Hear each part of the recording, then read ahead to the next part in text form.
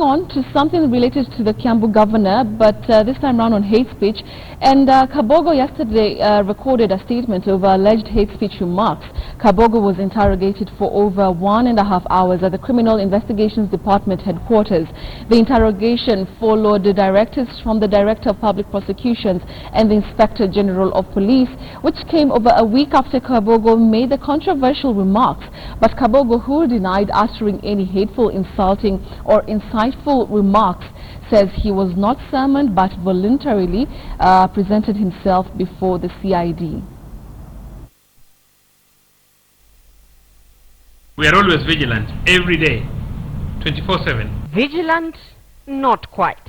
Or did the police sleep on the job this time round? Sisi hatuna haja na vita, lakini hatuogopi mtu yeyote. Leo ama tuehamwe mero waguo na tibara leo atakagani bana mzama, usijaribu tena kumtusi rais wa Jamhuri ya Kenya.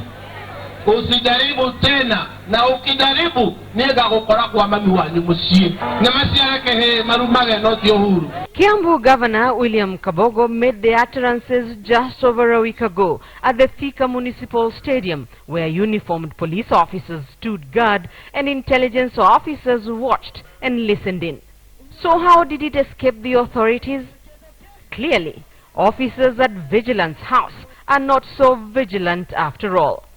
It took a week and the airing of Kabogo's statement on television for some action to be initiated. Kabogo arrived at the CID headquarters at 4:25 p.m. Monday for a date with investigators. After the Director of Public Prosecutions, Keriako Tobiko, directed the Inspector General of Police and the National Cohesion and Integration Commission to ensure Kabogo is interrogated, investigations conducted, and a file forwarded to him. The Kiambu governor spent over 1.5 hours with investigators when he emerged. I am a law-abiding citizen. I am not a warmonger. I do not give hate speeches. He says his utterances were taken out of context. Na nikaambia ninyi watu wangu, ninyi wale ambao hawakutahiri mwende mtahiri. Tunaelewana? Ndio. Kuna makosa hapo? Hakuna. Mimi sijazungumza mambo ya kabila fulani au kabila nyingine. Mwili hauna kabila. Mwili hauna kabila. Na nitazidi kuwaeleza ninyi muende mfanye hivyo wale hawakufanya hivyo, kwa sababu namba moja, ukimwi ni hatari. He is not the first politician to be interrogated over hate speech, but often than not, it almost always ends there with investigations. And Kabogo knows that all too well after appearing before the NCIC in October 2012 over hate speech allegations.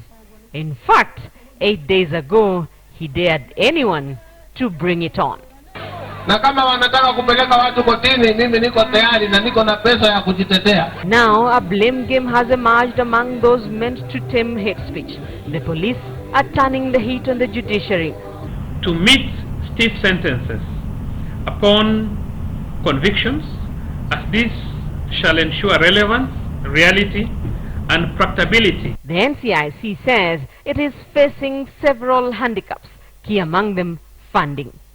But even the chairman of the NCIC, Francis Zole Kaparo, will tell you his commission, the police, the Director of Public Prosecutions and the judiciary will need to do much more to tame hate speech. I think all of us must pull our socks, all of us, and we must all pull in the same direction. It's no longer going to be business as usual. Will the promises and warnings stop being mere rhetoric? Rita Tinina, KTN News.